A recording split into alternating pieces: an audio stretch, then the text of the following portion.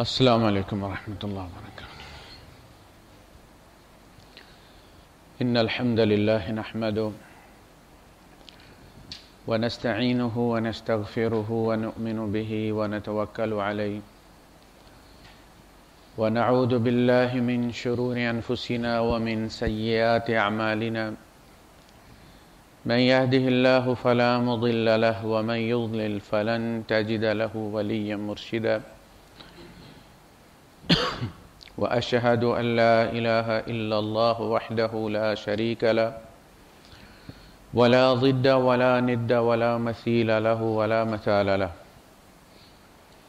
وأشهد أن سيدنا ومولانا محمدا عبده ورسوله أرسله الله بالحق بشيرا ونذيرا وداعيا إلى الله بإذنه وسراجا منيرا فقد بلغ الرسالة وأدى الأمانة ونصح الأمة وكشف الغمة فترك أمته على المحجة البيضاء ليلها كنهارها لا يزيغ عنها إلا هالك اللهم صل وسلم وبارك عليه وعلى آله وأصحابه وأزواجه وذرياته وأهل بيته أجمعين أما بعد فأعوذ بالله السميع العليم من الشيطان الرجيم بسم الله الرحمن الرحيم يا أيها الذين آمنوا كتب عليكم الصيام كما كتب على الذين من قبلكم لعلكم تتقون أياما معدودات فمن كان منكم مريضا أو على سفر فعدة من أيام أخر صدق الله العظيم رب اشرح لي صدري ويسر لي أمري واحلل عقدة من لساني يفقهوا قولي آمين يا رب العالمين۔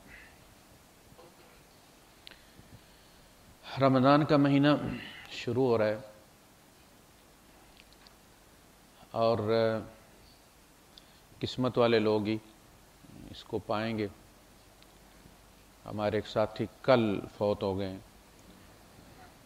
اچانک پروجیکٹ پہ تھے تو کہتے ہیں جی میں طبیعت خراب ہوئی، ان کی کہنے میں گاڑی سے پانی والی بوتل لے کے آتا ہوں، بس چند قدم چلیں اور گریں اور ہارٹ اٹیک اور ختم۔ حالانکہ ایمبولینس بھی بالکل ہاسپٹل کے ساتھ میں تھا ان کا پروجیکٹ، تو ایمبولینس بھی بہت جلدی آ گئی تھی لیکن اس کے باوجود نہیں، یعنی ایک دن کی دوری پر سلسلہ ختم ہو گیا۔ رمضان آتا رہے گا جب تک دنیا قائم رہے گی۔ ہمارے بہت سارے ساتھی نہیں ہیں اور ایک وقت آئے گا کہ میرے سمیت بہت سارے نہیں ہوں گے۔ یہ اللہ کی طرف سے فرصت بھی ہے، اس کا کرم بھی ہے، اس کی مہربانی بھی ہے کہ ہمیں وہ مہلت دیتا ہے تاکہ ہم اپنے کیے ہوئے اپنے ہاتھوں صاف کر لیں۔ فرمایا اے ایمان والو تم پر روزے فرض کیے گئے۔ فرض کے لیے لفظ کتاب استعمال کیا اللہ پاک نے۔ کتاب قرآن حکیم میں قانون کے لیے بھی استعمال، کتاب اللہ علیکم، سورہ نساء میں فرمایا یعنی اللہ کا قانون تمہارے ذمے ہے، تو قانون کے لیے بھی کتاب جو ہے وہ استعمال ہوتا ہے۔ کتبہ لکھا گیا یعنی تمہارے جو نفسانی روحانی امراض ہیں ان کے لیے fasting is prescribed for you. Doctor چٹ لکھتا ہے نا، یہ الحکیم فرما رہا ہے کہ روزہ تمہارے روحانی امراض کے لیے لکھا گیا ہے، علاج کے طور پہ لکھا گیا ہے تمہارے لیے۔ اسی طرح جس طرح تم سے پہلے لوگوں پر، پہلی امتوں پر لکھا گیا تھا، یعنی ہر زمانے میں دین کا نام اسلام ملا ہے۔ اسلام کی ابتدا نبی کریم صلی اللہ علیہ وسلم سے نہیں ہوئی، آدم علیہ السلام سے ہوئی ہے۔ ان الدین عند اللہ الاسلام کا مطلب یہ ہے کہ ہر زمانے میں اللہ کا جو دین تھا وہ الاسلام ہی تھا۔ پھر لوگوں نے فرقے جب بنا لیے تو اللہ پاک نے پھر نئے سرے سے رسول بھیجا اور اسلام ہی کے نام سے ریوائیو کیا، اس کو کوئی نیا نام نہیں رکھا دین کا۔ دین بہت پرانا ہے، آدم علیہ السلام سے چل رہا ہے، اور ہر زمانے میں ہر رسول کی امت پر روزے بھی فرض رہے ہیں، نماز بھی فرض رہی ہے، زکوٰۃ بھی فرض رہی ہے، یہ کوئی نئے فرائض نہیں ہیں۔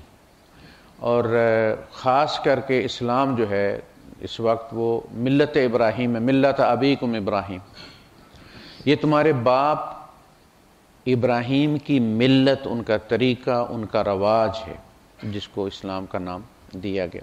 یہ انہی کی سنتیں، وہ ختنے ہیں، وہ داڑھی ہے، وہ یہ ساری چیزیں اصل میں انہی سے چلی. تو تم سے پہلی امتوں پر بھی یہ فرض رہے ہیں. ایسی بات نہیں ہے کہ کوئی نئی چیز ہے تمہارے لیے.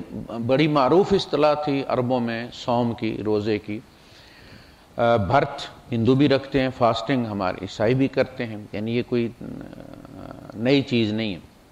ان کے یہاں فرس الصائم وہ گھوڑا ہوتا تھا روزے دار کے جس کی تربیت ہو جایا کرتی تھی، یعنی اس کو وہ ٹرین کیا کرتے تھے سورج کے مخالف رخ پر، یعنی سامنے سورج رکھ کے گھوڑے کو دوڑاتے تھے تاکہ اس کو اس رخ پہ دوڑنے کی تربیت ہو جائے. ایسا نہ ہو کہ کل کلاں حملہ ہو یا کہیں ہم نے وار کرنا ہو اور سامنے سورج ہو تو ہمارا جو ہے وہ گھوڑا سست ہو جائے یا پشت دے جائے، اسے تربیت نہ ہو.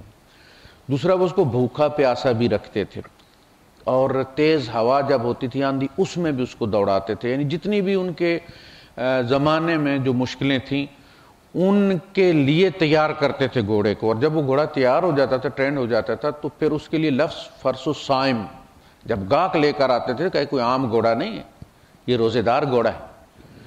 تو اسی طرح نفس کا جو گھوڑا ہے اس کے لیے یہ روزے فرض کیے گئے ہمیں تربیت کے لیے، لعلکم تتقون، تاکہ تم متقی بنو. متقی اللہ کی حدوں کا خیال رکھنے والا، اللہ کی حدوں کو توڑنے سے ڈرنے والا، اللہ کی حدوں کو توڑنے سے بچنے والا. یہ ہے وقایا کہتے ہیں پرہیز کو. ہمارے یہاں اس کا ترجمہ کیا ہے؟ پرہیزگار. متقی کو کیا کہتے ہیں؟ پرہیزگار. پرہیزگار پرہیز کرنے والا. کس سے پرہیز کرنے والا؟ اللہ کی حدیں توڑنے سے پرہیز کرنے والا، حلال سے نہیں. حلال تو اللہ نے کہا کلو واشربو، کھاؤ پیو، لیکن اسراف مت کرو. قل من حرم زینت اللہ التی اخرج لعبادہ والطیبات من الرزق. ان سے پوچھو کہ اللہ پاک نے زینت کی چیزیں کس پر حرام کی یا کب حرام کی اللہ پاک نے، کہ ایک آدمی صاف کپڑے نہیں پہن سکتا، اچھے جوتے نہیں پہن سکتا، اچھی گاڑی نہیں رکھ سکتا، اچھے گھر میں نہیں رہ سکتا. کہاں منع کیا؟ یعنی اللہ کے نافرمان تو دندناتے پھریں اور ہر دنیا کی نعمت ان کے پاس ہو، اور اللہ کے جو متقی لوگ ہیں، صالح لوگ ہیں، وہ برے حالوں میں رہیں. یہ کس نے کہا؟ یہ کس کا کنسپٹ ہے؟ یہ جو گمراہ قسم کے جو فرقے بن گئے تھے یہ ان کی سوچ تھی کہ جی جتنا اپنے آپ کو تم مارو گے، جتنے ذلیل و خوار ہوگے، اتنا ہی اللہ خوش ہوگا. اللہ نے تمہیں دین عزت دی ہے، فضیلت دی ہے. وَلَقَدْ كَرَّمْنَا بَنِي آدم، ہم نے بنی آدم کو رسپیکٹ دی ہے، فرشتوں سے سجدہ کروایا. تم کہتے ہو ذلت کے اندر عزت ہے. قُلْ مَنْ حَرَّمَ زِینَةَ اللَّهِ الَّتِي أَخْرَجَ لِعِبَادِهِ، کس نے زینت حرام کی ہے اپنے بندوں کے لیے جو اس نے نکالی. وَالطَّیِّبَاتِ مِنَ الرِّزْقِ، اور اچھے اچھے پھل. رزق کس نے کہا کہ وہ سوکھی روٹی کھائیں؟ اگر پراٹھا دستیاب ہے تو پراٹھا کھانے میں کوئی گناہ نہیں، لیکن اگر سوکھی روٹی ہے، روکھی روٹی ہے، تو اس کو بھی صبر اور شکر کے ساتھ کھانا چاہیے، گلا نہیں کرنا چاہیے. یعنی یہ نہیں کہا گیا کہ کھاؤ، یہ کہا کہ جس قسم کے بھی حالات ہوں بندہ شاکر اور صابر اس پر رہے. تو تقوی یہ ہے. ان للمتقین مفازا، آخر کار کامیابی متقین کو ہی نصیب ہوتی ہے. ان المتقین فی ظلال وعیون لعلکم تتقون فاتقوا اللہ. یہ تقوی ہے. اللہ کا تقوی اختیار کرو، یعنی اپنے اور آگ کے درمیان اللہ کا تقوی رکھ لو. یہ وقایا ہے، یہ ڈیفنس شیلڈ ہے، بچاؤ کا طریقہ. میں نے عرض کیا تھا کہ گھریلو معاملات میں سب سے زیادہ اللہ پاک نے تقوی کا لفظ استعمال فرمایا، اس لیے کہ گھر قانون پر نہیں چلتے، گھر اللہ کے تقوی پر چلتے ہیں. گیو اینڈ ٹیک کرنا پڑتا ہے. بعض دفعہ بندے کو ترس کھانا پڑ جاتا ہے، بعض دفعہ بندے کو اختیار حاصل ہوتا ہے اور وہ اختیار استعمال نہیں کرتا گھر بچانے کے لیے. اللہ پاک نے یہی تو کہا ہے کہ تمہاری اولاد اور تمہاری جو بیویاں ہیں ان میں بعض تمہارا امتحان ہے، انہی کی وجہ سے تم ناکام ہو گئے. اصل میں وہ تمہارے دشمن ہیں. یعنی ان کے معاملات میں خبردار ہو کر رہا کرو، ایسا نہ ہو کہ ان کے ہاتھوں تم شکست کھا جاؤ، ان کی وجہ سے پیپر تمہارا جو ہے وہ ضائع ہو جائے.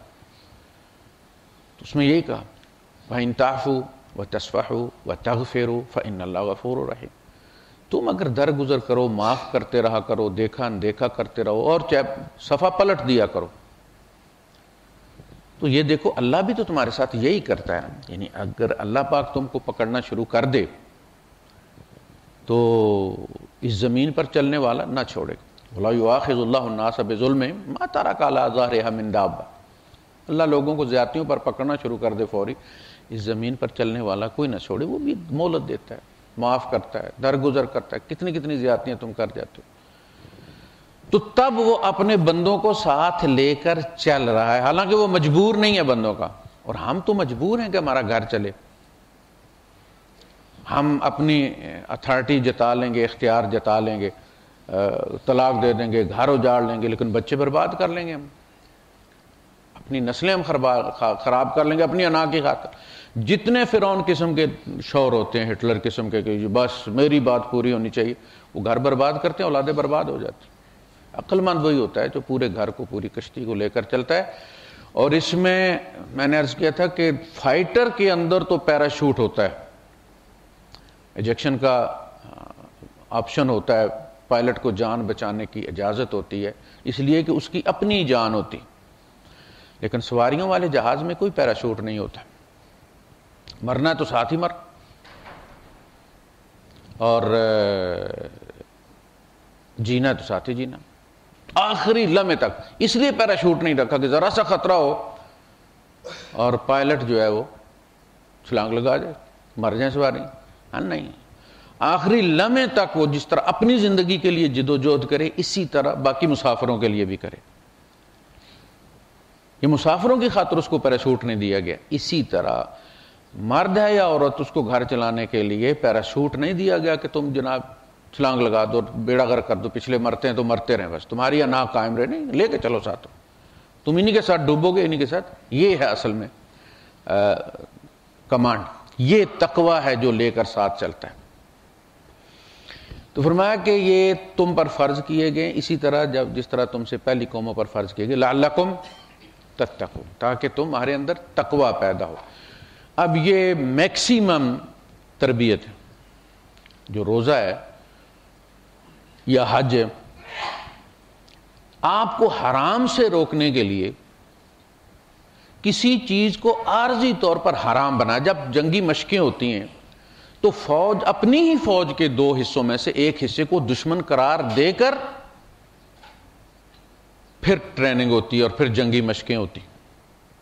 آپ کو وقتی طور پر اپنی فوج کو دو حصوں میں بانٹنا پڑتا ہے، ایک کو آپ دشمن بناتے ہیں اور پھر اس کے خلاف آپ اقدام کرتے ہیں، پتہ چلتا ہے کہ آپ کے اندر کتنی صلاحیت اور آپ کے دشمن کے اندر کتنی صلاحیت ہے۔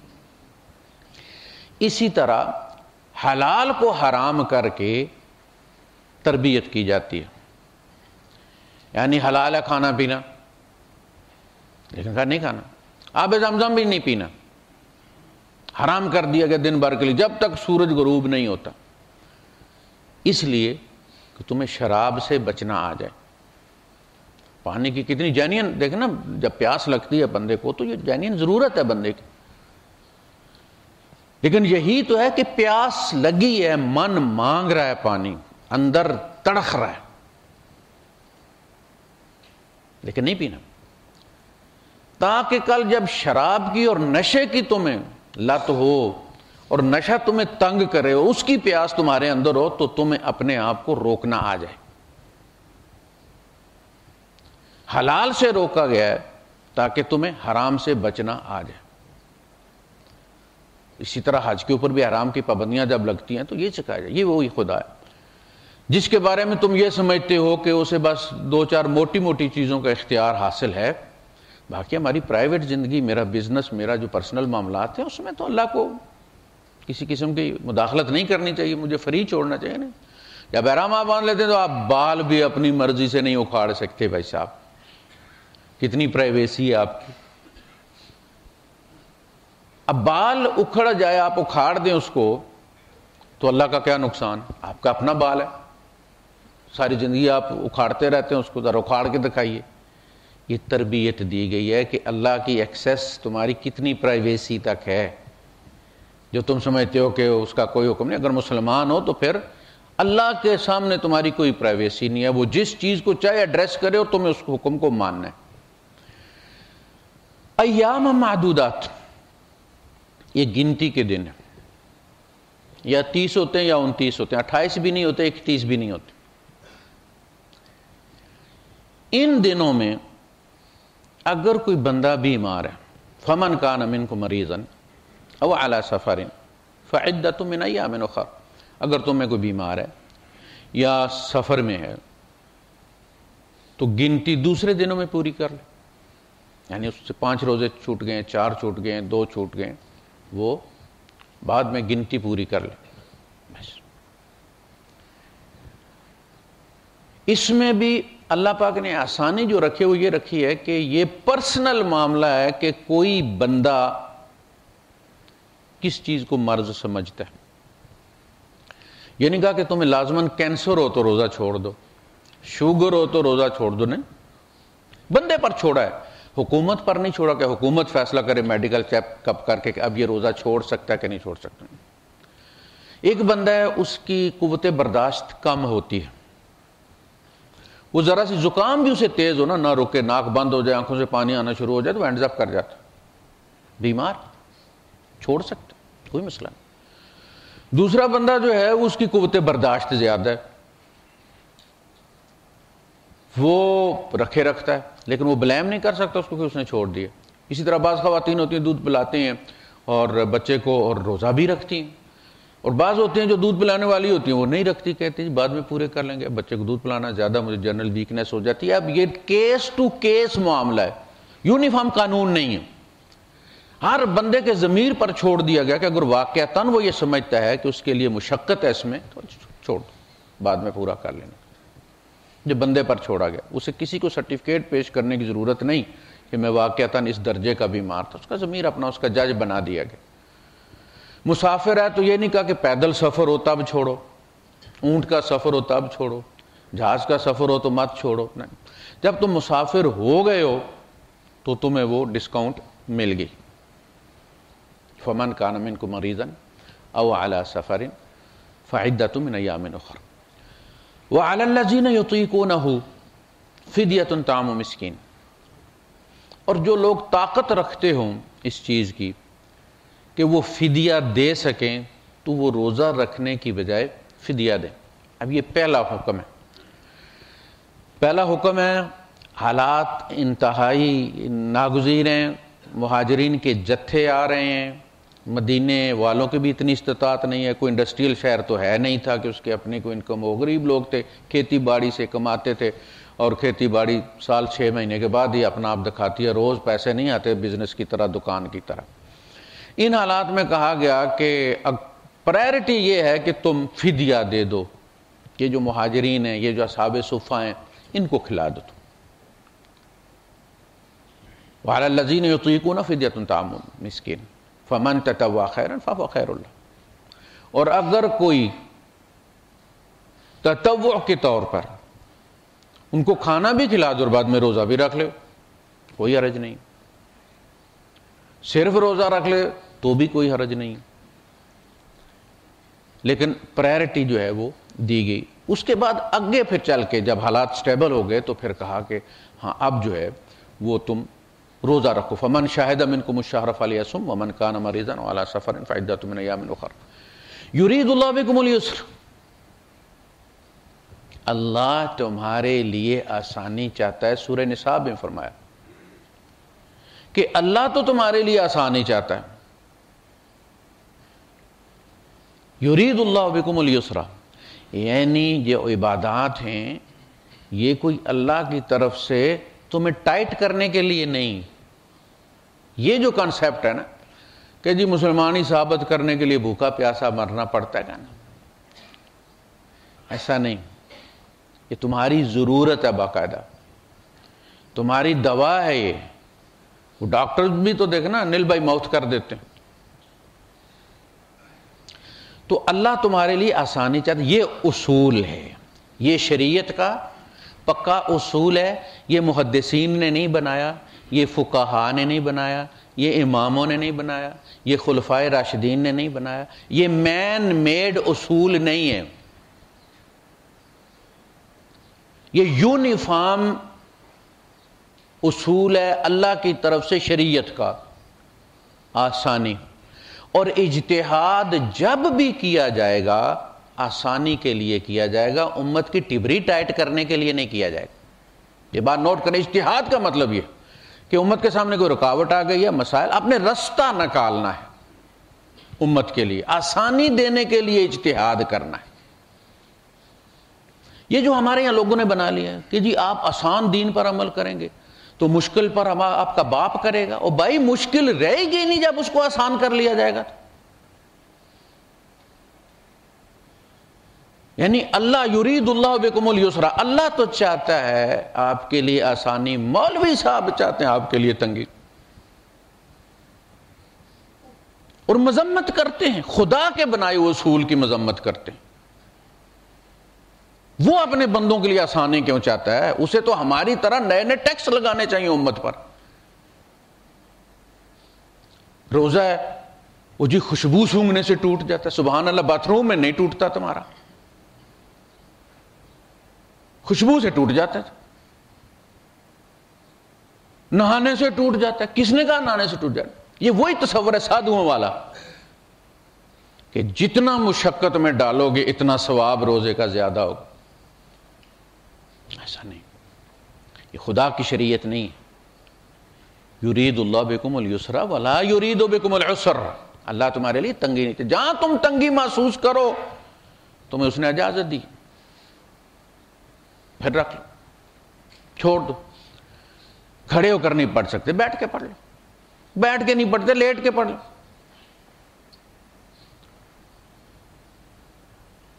اس نے کہا تم طے کرو کہ اس وقت تمہیں کیا چاہیے، مولوی صاحب نہیں، تم طے کرو کہ تم کس طرح میرا ذکر کر سکتے ہو۔ یذکرون اللہ قیاما وقعودا وعلی جنوبہم، اللہ کا ذکر کرتے ہیں کھڑے، نماز ہے، بیٹھے کروٹوں کے بل، یہ ذکر ہے۔ موسیٰ علیہ السلام کو اللہ پاک نے کیا فرمایا تھا؟ وَأَقِمِ الصَّلَاةَ لِذِكْرِي، جب میں یاد آؤں نا، میری یاد کے لیے، مجھ سے رابطہ کرنے کے لیے نماز میں کھڑے ہو جانا، اور یہی سنت تھی رسول اللہ صلی اللہ علیہ وسلم۔ کوئی بھی مسئلہ درپیش ہوتا تھا اللہ کے سامنے کھڑے ہو جاؤ، وَأَقِمِ الصَّلَاةَ لِذِكْرِي، سیدھا سدرۃ المنتہا سے نکل کر رب کے دربار کے سامنے بندہ جا کے کھڑا ہوتا ہے جب تکبیر تحریمہ کہہ دیتا ہے، اور سجدے میں اس کا سر رب کے قدموں میں ہوتا ہے۔ کرو بات جو کرنی، کوئی فرشتہ نہیں روک سکتا، کوئی مائیکا لال رستے میں سیکرٹری وہ جناب اس سے اجازت لیں، اپوائنٹمنٹ لیں، کہ تو طے کر کب مجھ سے ملنا ہے، ایجنڈا بھی تو طے کر کس موضوع پر بات کرنی ہے، میٹنگ بھی تو نے ڈسمس کرنی ہے کہ چلو جی پرنا اٹھایا اور رکھا موڑے پر اور نکل لیا، میٹنگ ختم ہو گئی اللہ کے ساتھ، تو نے ختم کرنی ہے۔ وہ تو بیٹھا ہی تیرے لیے ہے، اس نے کون سا لنچ بریک کرنا ہے، اس نے کون سے اس کے بچے اسکول ڈراپ کرنا ہے، وہ کون سی ڈیوٹی کرتا ہے کہ اس نے شفٹ پہ جانا ہے، وہ بیٹھا ہوا لا تاخذہ سنۃ ولا نوم، نیند تو نیند اسے اونگ بھی نہیں آتی، تیری ضرورتیں ہیں، تمہیں ضرورتوں کے لیے ڈسمس کرنا ہے۔ یہ نمازوں میں وقفہ تیرے لیے رکھا گیا تاکہ تو اپنے کام کر لے۔ آپ دیکھیں فجر سے زور تک کتنا ٹائم دیا ہے تاکہ ہم اپنے دن کے کام نپٹا لیں۔ 10 بجے کی نماز نہیں، چاشت کی نماز فرض نہیں کی اس نے۔ تو یرید اللہ بکم اليسر ولا یرید بکم العسر۔ شہر رمضان الذی انزل فیہ القرآن، رمضان کا اعزاز یہ کہ اس کو اللہ نے قرآن کے نزول کے لیے منتخب فرمایا ہے۔ رمضان تو اپنی ذات میں بھی رمضان ہے، لیکن قرآن کا نزول خاص تعلق ہے رمضان کا اور قرآن کا۔ اسی لیے اللہ کے رسول صلی اللہ علیہ وسلم رمضان میں دورہ کیا کرتے جبرائیل کے ساتھ، اور جس سال آپ کی رحلت ہوئی اس سال آپ نے 2 دفعہ دورہ کیا، اور آپ نے حضرت فاطمہ رضی اللہ تعالیٰ عنہ سے فرمایا کہ جبرائیل 1 دفعہ دورہ کرتا تھا، اس دفعہ 2 دورے ہوئے، لگتا ہے کہ بات ختم ہو گئی، یہ آخری سال ہے۔ تو رمضان میں نازل ہوا ہے، زمین جو ہے وہ رمضان میں تیار کی جاتی ہے، روزے کی حالت میں ماننا سکھایا جاتا ہے، اور پھر قرآن کے احکامات سنائے جاتے ہیں۔ اب دیکھیں کتنی سہولت تھی ان لوگوں کو جن کی زبان میں تھا کہ پڑھا جا رہا اور انہیں پتہ ہے. ایک طرف وہ کہتے ہیں اہدنا الصراط المستقیم، ہے اللہ میں صراط مستقیم دکھا، اور ساتھ ہی جناب وہ جب اولاد والین امین ہوتی ہے اور وہ قرآن پڑھنا شروع کرتے ہیں یا ایھا الذین آمنوا لا تاکلوا الربا اضعافا مضاعفا، تو پتہ چلتا ہے کہ ہاں بھئی ہم نے ہدایت مانگی تھی، ہدایت شروع ہو گئی، ڈاؤن لوڈنگ شروع ہو گئی. اے ایمان والو سود مت کھاؤ، بڑھا چڑھا کر دگنا چگنا کر کے، اے ایمان والو یہ مت کرو، اے ایمان والو یہ مت کرو. تو جب اللہ کہتا ہے نا اے ایمان والو، تو سب سے پہلے وہ یہ استحقاق ثابت کرتا ہے کہ تمہیں یہ آرڈر دینے کا مجھے حق اس لیے حاصل ہے کہ تم نے مجھے اپنا رب اپنی مرضی سے مانا ہے. اے ایمان والو اس لیے میں تمہیں کہہ رہا ہوں، میں غیروں کو نہیں کہتا، میں غیروں کو نہیں کہتا. غیروں کو یا ایھا الناس کہہ کے دعوت دیتا ہے اللہ، حکم نہیں دیتا. کہتا ہے انہوں نے مجھے خدا ہی نہیں مانا، تو پھر آرڈر کیا دینا ہے؟ اسی لیے فَلَا نُقِيمُ لَهُمْ يَوْمَ الْقِيَامَةِ وَزْنًا، قیامت کے دن ان کا میزان نہیں ہوگا، حساب کتاب نہیں ہوگا، اس لیے کہ ان پر کوئی چیز فرض ہی نہیں تھی، کوئی چیز حرام ہی نہیں تھی. وہ تو ہمارے اوپر ہے، حلت اور حرمت، شریعت تو ہمارے اوپر ہے، لہذا ان کی ڈائریکٹ فلائٹ ہوگی. فَلَا نُقِيمُ لَهُمْ يَوْمَ الْقِيَامَةِ وَزْنًا، ہم کوئی ان کے لیے ترازو نہیں رکھیں گے. تو پھر وہ یا ایھا الذین آمنوا کا جب اللہ پاک ہے یا ایھا الذین آمنوا، تو پھر بندے کے کان کھڑے ہونے چاہیے، میرا رب مجھ سے کیا کہہ رہا ہے. یہ خطاب جو ہے اتنا پیارا خطاب ہے کہ اب کوئی فائدے کی بات ہوگی. جب ماں کسی بچے کہتے ہیں میرا پتر ادھر آ، تو پتر کے کان کھڑے ہو جاتے، کوئی چنگا ہی کام ہے بھائی، ہو سکتا ماں دی مطلب دا ہی ہوئے، جا سبزی لے آ بھائی. یعنی پیار سے جب وہ بلا رہی ہے تو اسے پتہ چل جاتا کہ یہ خطاب جو ہے یہ کوئی خاص ہے، یا تو میرے نفع کا یا پھر اماں کے نفع کا ہے، اپنے مطلب کے لیے بلا رہی. اللہ کا ہم سے کوئی مطلب نہیں. اللہ پاک نے حدیث قدسی میں واضح کر دیا ہے کہ اگر تم سب، زمین والے آسمان والے، جو تم سے پہلے مر گئے وہ بھی، جو بعد میں قیامت تک پیدا ہونے والے وہ بھی، سارے ایک متقی ترین شخص کے دل کی طرح ہو جاؤ تو میری بادشاہی میں ایک رائی کے دانے کے برابر بھی اضافہ نہیں ہوتا. اور اگر تم سب، تمہارے آسمان والے، تمہارے زمین والے، فرشتے بھی ساتھ شامل کر لو، تمہارے اگلے پچھلے، جن و انس، سارے مل کر ایک فاسق فاجر ترین شخص کے دل کی طرح ہو جاؤ، فرعون کے دل کی طرح ہو جاؤ، شداد کے دل کی طرح، میری بادشاہی میں کوئی کمی نہیں، میرا کوئی نقصان نہیں ہے. آدم کی اولاد تم میرے نفع نقصان کے جب کوئی کام کیا کرو تو یہ محسوس خدا کا نفع ہے. کبھی یہ سوچ مت سوچو، ان تمام چیزوں میں صرف اور صرف تمہارا اپنا نفع ہے. اس کے لیے شریعت بنائی گئی، تمہارے نفع کے لیے بنائی گئی. تو یہ کبھی بھی خناس ذہن میں نہیں آنا چاہیے. ہمیں جب ہم سنتے ہیں کہ اللہ پاک نے گناہ گاروں سے کہا کہ توبہ تم کر لو تو ہم تمہیں معاف کر دیں گے، اور جب تک کرتے رہو گے تم توبہ ہم تمہیں معاف کرتے رہیں گے، اور اگر تم گناہ نہ کرو، جیسا کہ ابی ہریرہ رضی اللہ تعالیٰ عنہ سے مسلم میں روایت کیا ہے کہ اس ذات کی قسم جس کے قبضہ قدرت میں میری جان ہے، اگر تم سے گناہ سرزد نہ ہوں اور تم توبہ نہ کرو اور اللہ قبول نہ کرے تو پھر اللہ تمہیں لے جائے اور ایسے لوگ لے کر آئے کہ جن سے گناہ سرزد ہوں، پھر وہ اللہ سے معافی مانگیں، پھر اللہ ان کو معاف کرے. اس حدیث میں اصل میں انسان کی تخلیق کو بیان کیا گیا کہ ایسا نہیں ہے کہ اللہ پاک کو جبرائیل سے بری ہوئی زمین چاہیے تھی. اگر ایسا ہوتا تو وہ سارے جبرائیل بنا دیتا زمین پر. ایسا نہیں ہے کہ اللہ بنانے تو جبرائیل ٹائپ مخلوق نکلا تھا اور ہم جیسے فاسق فاجر لوگ جو ہے وہ کسی نسخے کی کمی کی وجہ سے پیدا ہو گئے ہیں. ہم کوئی غلطی کی پیدائش نہیں ہے، ہمیں بہت سوچ سمجھ کر بنایا گیا ہے. خطا کا عنصر ہمارے اندر خود رکھا گیا ہے کہ ہم بھول بھی جاتے ہیں، نصیحت کا امپیکٹ اتنا لمبا نہیں رہتا، اور تھوڑے سے اجرت پسند بھی ہوتے ہیں. سزا میں تاخیر ہو جائے تو ہم سمجھتے اب سزا ہوگی ہی نہیں. ماسٹر صاحب لیٹ ہو جائیں تو ہم یہی کہتے تھے یا اللہ سائیکل ہی آئی ہو ٹریکٹر کے نیچے ان کی. جو ماسٹر آپ کو پتا جو مارتا ہوتا تھا، میتھ کے ماسٹر جو ہوتے تھے، ذرا سا لیٹ ہوں تو بس وہ بندے اندر ہی اندر دعا کرتے تھے یا اللہ ماسٹر ربانی نہ ہی آ جاوے کہ سائیکل تو ٹٹھا ہوا، ٹانگ ٹوٹ گئی ابھی. ایسا نہیں ہے کہ ہم غلطی کی، ہمیں پیدا اس لیے کیا گیا ہے، ہمیں میدان میں اتارا گیا ہے. دیکھیں فرشتے موجود، اللہ کی اطاعت ہو رہی تھی، نافرمانی تھی کوئی نہیں. سب سے پہلی نافرمانی عزازیل نے کی یا ابلیس نے کی. اور پھر لوگ کہتے ہیں اس کا مطلب ہے کہ ہمیں گناہ کرنے چاہیے. اور نہیں بھائی، آپ کو گناہ کرنے نہیں چاہیے، آپ نہ کریں، آپ اپنے ہاتھ باندھ لیں تو بھی گناہ ہو جاتے ہیں.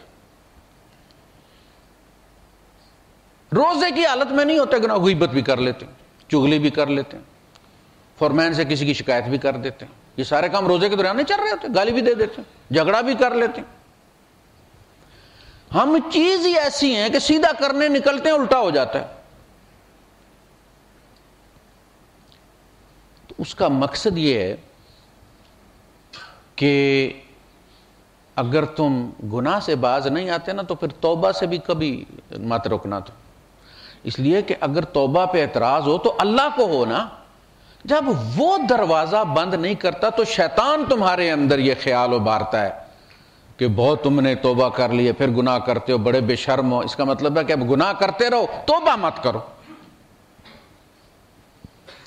اور اللہ پاک گناہ سے پہلے ڈراتا ہے، لیکن جب گناہ ہو جاتا ہے تو خود رستے کھولتا ہے. قل یا عبادی الذین اسرفوا علی انفسہم لا تقنطوا من رحمت اللہ ان اللہ یغفر الذنوب جميعا انہ هو الغفور الرحیم. اے میرے وہ بندو، یا عبادی کن کو کہہ رہا ہے؟ حج کرنے والوں کو نہیں، روزے رکھنے والوں کو نہیں، ساری رات کھڑے ہونے والوں کو نہیں، جو ظلم کرنے والے اپنی جانوں پر، گناہ گاروں کو کہہ رہا ہے. کہتے ہیں بات ریپیٹ ہوتی ہے، میں ہمیشہ یہ مثال دیتا ہوں کہ جب ہم کوئی گستاخی کرتے ہیں، کوئی گناہ کرتے ہیں، کسی کی مرضی کے خلاف بات کرتے ہیں نا، ماں یا باپ کی، یا کچھ چند چڑھاتے ہیں، تو ماں باپ کو کیا کہتی ہے؟ آپ کے بیٹے نے یہ کیا. یہ نہیں کہتی میرا بیٹا ہے، کہتی ہے آپ کا پتر آج یہ کر کے آیا ہے، آپ کا پتر. اور باپ کو جب شکایت میں وہ آ کے سیدھا کہہ رہا ہو تیرے چاند نے آج فلاں کام کی تھی، اور تیرا لاڈلا ہے، تیرا لاڈلا ہے. وہ اپنے ساتھ منسوب نہیں کرتا. یہ صرف میرا رب ہے جو گناہ گاروں کو کہتا ہے یا عبادی، گناہ کر کے بھی تم میرے ہی بندے ہو، مجھے کوئی اعتراض نہیں. تو شہر رمضان الذی انزل فیہ القرآن ھدی للناس وبینات من الھدی والفرقان. رمضان کا وہ مہینہ ہے جس کے سر پر قرآن کا تاج ہے، اور قرآن وہ کتاب ہے کہ جس میں بینات ہیں، واضح دلائل ہیں اللہ کے وجود کے. اس نے اپنا آپ ثابت کیا ہے، اور ہدایت ہے، گائیڈنس ہے. یہ کتاب مینول ہے انسان کا، جس طرح ہر پروڈکشن کے ساتھ آتا ہے کہ اس کو کیا کرنا ہے، کس طرح استعمال کرنا ہے، اس کے سائیڈ ایفیکٹس کیا ہیں، وہ سب اس کتاب کے اندر موجود ہے. یہ انسان کی نفسیات کی بہترین کتاب ہے، اس لیے کہ یہ انسان کے خالق نے بھیجی. اللہ پاک کہہ دیتا ہے درمیان، بس زیادہ حاجی بننے کی ضرورت نہیں ہے. وَأَعْلَمُ بِكُمْ إِذْ أَنْتُمْ أَنشَأَكُم مِّنَ الْأَرْضِ، وہ تمہیں بڑی اچھی طرح جانتا تھا جب اس نے زمین سے تمہیں بنایا تھا کہ کیا بنانے جا رہے ہیں. وَإِذْ أَنْتُمْ أَجِنَّةٌ فِي بُطُونِ أُمَّهَاتِكُمْ، اور جب تم اپنی ماؤں کے رحموں میں جنین تھے وہ تب بھی تم سے واقف تھا. زیادہ حاجی مت بنا کرو. فَلَا تُزَكُّوا أَنفُسَكُمْ هُوَ أَعْلَمُ بِمَنِ اتَّقَىٰ، زیادہ اپنی صفائیاں پاکیزگیاں بیان مت کیا کرو، وہ جانتا ہے کون کتنا تقوی میں ہے. یہ اس کا کرم ہے کہ بچہ زور زور سے ہاتھ بھی ہلا رہا ہے لیکن استاد کو پتا ہوتا ہے اسے یاد کوئی نہیں ہے. اب یہ دوسرے اسٹوڈنٹوں میں ٹور بنا رہا ہے اور مجھے چیٹ کرنے کی کوشش کر رہا ہے کہ میں اس کی جس کو یاد نہیں ہوتا وہ سب سے زیادہ زور سے ہاتھ ہلاتا ہے. یہی کرتے رہے نا ماسٹر صاحب کو دھوکہ دینے کے لیے. اللہ کو پتا ہوتا ہے وہ بڑا بامروت، بڑا بامروت، وہ امتحان میں نہیں ڈالتا. جیسے اوائڈ کر جاتا نا ٹیچر، اس سے نہیں پوچھتا، دوسرے سے پوچھتا، پیچھے والا چاہو تم سنا، اور یہ کہتا کہ عزت رہ گئی ہے یار، دیکھو ماسٹر صاحب جو ہے وہ انڈر پریشر آ گئے ہیں. نہیں، ماسٹر صاحب کو پتہ ہے. وہ بچے قرآن کھول کے نا تو آپس میں باتیں رکھ کے نا تو آپس میں باتیں کر رہے ہوتے ہیں جو سبق پڑھنے والے ہوتے ہیں. میں بلا لیتا ہوں، کیوں باتیں کر رہا ہوں. فرحان قاری صاحب آپ کو کیسے پتہ چلا؟ میں قاری صاحب یہ سارے کر کے آئے پتر، ہم بھی یہی کیا کرتے تھے. وہ باڈی لینگویج بتاتی ہے کہ بچہ سبق نہیں پڑھ رہا، دونوں کا آپس میں انٹریکشن ہے اور وہ لگے ہوئے باتوں. تو استاد جو ہوتا ہے نا وہ بھی شاگرد رہ کے آیا ہوا ہوتا ہے، وہ یہ سارے کر کے آیا ہوا ہوتا ہے. ماں باپ ان پڑھ بھی ہوں تو اولاد کو وہ پہچان لیتے ہیں کہ یہ کتنے پانی میں ہے. بندہ سمجھتا ہے یہ ان پڑھ ہے، انہیں پتہ کوئی نہیں، اور میں یونیورسٹی میں پڑھتا ہوں اور میں ان کو چیٹ کر رہا ہوں. ممکن نہیں کہ تم اپنے ماں باپ کو چیٹ کرو، پتہ چل، اس لیے کہ وہ بھی تمہاری عمر میں سے گزر کر آئے، سارے داؤ کھیل کر رہے ہیں سب. تو اللہ پاک کو چیٹ کرنا ممکن نہیں ہے، وہ پردے رکھتا ہے. وہ جان بوجھ کے ہم سے وہ امتحان نہیں لیتا جس میں ہم ایکسپوز ہو جائیں. چھوٹے چھوٹے امتحان لیتا ہے اور ہم سمجھتے ہیں بڑے فن خان ہیں. یقین کریں اللہ پاک اگر ہمیں فیل کرنا چاہے نا، وہ ہمارے استاد تھے میرے ظہیر الدین صاحب، تبلیغی جماعت کے، بہت اچھے انسان ہیں. حج پہ بندہ ایکسپوز ہو جاتا ہے، بارڈر تک پہنچنے سے پہلے اچھے برے کا پتہ چل جاتا ہے بندے کو. میں نے بمیل ویال والدہ کے ان کے ساتھ 2 حج کیے ہیں، ایک دفعہ والدہ کے ساتھ کیے، ایک دفعہ وائف کے ساتھ کیے. بہت اچھے انسان، تعلیم میں ان سے لیتا تھا گاڑی کی. جب میں یہ سمجھتا تھا نا کہ اب میں ماسٹر ہو گیا، مجھے تعلیم چھوڑ دینی چاہیے، تو وہ کہتے تھے قاری صاحب آج ہم آپ سے غلطی کرائے گا. ابھی کیسے غلطی کرائے گا، میں تو سب جانتا ہوں. وہ جٹی پہ لے جاتا تھا. آپ کو پتا جٹی پہ وہ لکیریں نہیں ہیں، رکنا کہاں ہے، چلنا کس طرح، وہ پکڑا دیتا تھا، کہتے دیکھ یہاں پہ نہیں رکنا تھا، نہیں رکے آپ. تو اللہ اگر بندے کو سزا دینا چاہے نا تو بڑے سے بڑے متقی سے بھی کروا کے دکھا دیتا. یہ لو پھنسا دیا نا امتحان. آدم علیہ السلام نبی تھے، براہ راست خدا مخاطب تھا ان سے، فرشتوں نے سجدہ کیا تھا ان کو، یہ ساری چیز انہوں نے دیکھی تھی. وہ مناظرہ بھی انہوں نے دیکھا تھا جو آدم علیہ السلام اور فرشتوں کے درمیان ہوا تھا. وعلم آدم اسماء کلھا، تو وہ سارا انہوں نے دیکھا. اس کے باوجود چونکہ اللہ پاک یہ چاہتا تھا کہ انہیں جس چیز سے آگے جا کے پالا پڑنا ہے اس کا ایکسپیریمنٹ میں اس کو کروا کے بھیجوں، ویکسین دے کے بھیجوں. بحریہ والوں کو سمندر میں اتارنے سے پہلے باہر اتنا پریشر دیتے ہیں جتنا سمندر میں ہوتا ہے. پتہ چل جاتا ہے کون سمندر میں جانے کے قابل ہے اور کون دفتر میں کام کرنے کے قابل ہے. جن کے کانوں سے خون نکل آتا ہے ان کو وہ پھر پانی میں نہیں اتارتے، اڈے پر ہی کوئی ذمہ داری دے دیتے. اسی طرح ہوتے ہیں. تو اللہ پاک نے طے کر دیا تھا، معمولی چیز تھی، رخصتی کر دی اور پابندی لگا دی. جیسے رمضان میں پابندی لگ جاتی ہے ہم پر گھر والی کے معاملے میں. صبر نہیں ہوا تو کہا اب کیا بننا، ہو گئی غلطی، خطا ہو گئی. ابلیس سے بھی ہوئی تھی نا، سجدہ اس نے جب نہیں کیا تو ابلیس سے بھی غلطی ہوئی تھی، نافرمانی ہوئی تھی. تو ان کو کون سا رستہ دکھایا؟ فَتَلَقَّى آدَمُ مِن رَبِّهِ كَلِمَاتٍ فَتَابَ عَلَيْهِ. آدم علیہ السلام میں انابت اور رجوع اور شرمندگی اور ندامت ڈھیر ساری تھی. الفاظ نہیں پتا تھے کہ کون سے کہنے معافی مانگنے کے لیے. ایسا نہ ہو کہ کسی ایسے لفظ سے معافی مانگ لوں کہ اور زیادہ ناراض ہو جائے. فَتَلَقَّى آدَمُ مِن رَبِّهِ كَلِمَاتٍ، اللہ نے القاء کیے، اللہ نے القاء کی، فل اپ کیا آدم علیہ السلام نے ان کو. ربنا ظلمنا انفسنا، اے اللہ ہم نے اپنی جانوں پر ظلم کیا ہے، وَلَمْ تَغْفِرْ لَنَا وَتَرْحَمْنَا لَنَكُونَنَّ مِنَ الْخَاسِرِينَ. اٹھ کر کھڑے ہو گئے. فَتَابَ عَلَيْهِ، جو کہتے جی توبہ سے شرم آتی ہے، توبہ اگر اتنی معمولی چیز ہوتی جس کو آپ توبہ معمولی سمجھ رہے ہیں تو ابلیس نہ کر لیتا؟ کیا سمجھتے ہیں توبہ کو آپ؟ یہ اللہ کی توفیق کے بغیر کبھی ممکن نہیں ہوتی۔ ابلیس سے اس کی توبہ کی توفیق سلب ہو گئی تھی جب اس پر لعنت کی گئی۔ اللہ نے موقع بھی دیا اسے کہ بھائی کیوں تم نے نہیں کیا سجدہ؟ کہ اللہ کو پتہ نہیں تھا؟ ما لک اللہ تکون مع الساجدین، ما لک اللہ تکون من الساجدین، ما لک اللہ تسجد، تم سجدہ کیوں نہیں کیا بھائی؟ وہ کوئی بھی لولا لنگڑا بہانہ پیش کر دیتا اللہ پاک قبول کر لیتا۔ کیوں کہہ رہی ہے نا؟ جو لوگ کہتے ہیں کہ جی اللہ، اس نے کہا کہ وہ کہہ سکتا تھا اللہ پاک تو نہیں کہا تھا میرے سوا کسی کو سجدہ نہ کرنا، بس میں اسی آرڈر کو میں نے سمجھا اور مجھ سے یہ اجتہاد میں غلطی ہو گئی۔ قال انا خیر من، تاکہ ابلیس کے حمایتی کل یہ نہ کہیں کہ سرکار وہ توحید پر ڈٹ گیا اور جہنم میں پھینک دیا گیا، نہیں،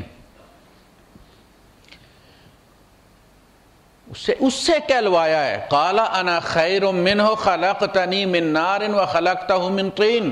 کافی دیر بحث مباحثہ ہوا ہے۔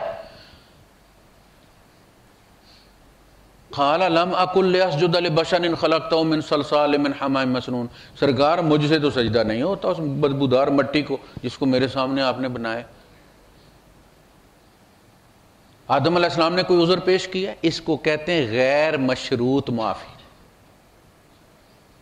یہ جو ہے نا سب کیتے تو کوئی نہیں کیتے وہ بھی معاف کر چھڑے، یہ جو ہے نا یہ سیاست اللہ کے ساتھ نہیں چلتی۔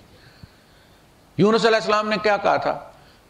فنادى في الظلمات اللہ الہ الا انت سبحانک انی کنت من الظالمین۔ تو پاک ہے، تجھ سے غلطی ممکن نہیں ہے، تو زیادتی نہیں کرتا اپنے بندوں پر، تو رائے کے دانے کے برابر ظلم نہیں کرتا۔ انی کنت من الظالمین، میں ظلم کر بیٹھا ہوں اپنی جان کے اوپر۔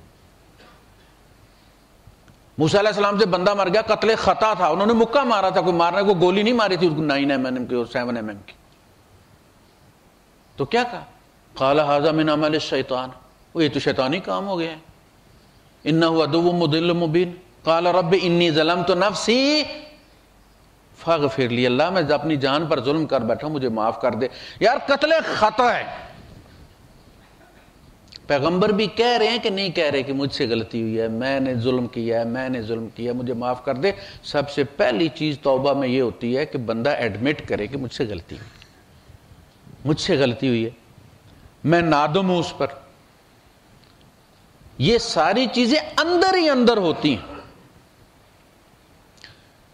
دل دریا سمندروں ڈونگے کون دلاندیاں جانے ہو، اندر جیڑے، اندر بیڑے، اندر ونج مہانے ہو، اب اندر ہی طوفان آتے ہیں، اندر ہی بیڑے ہیں جو ڈوبتے ہیں۔